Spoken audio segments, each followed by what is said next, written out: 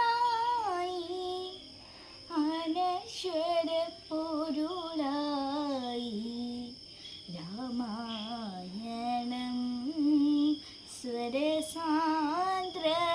സ്വരസാന്ദ്രമായി ഓംകാരധ്വനിയായി അനശ്വര പൊരുളായി രാമായണം സ്വരസാന്ദ്രമായി കവി മുനിയോദിയോ മനമലർ കേട്ടുവോ കിളിമകൾ പാടിയോ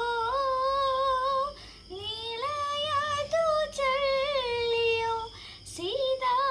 കാവ്യം ശുഭകീർത്തനത്തിലുണരുകയായി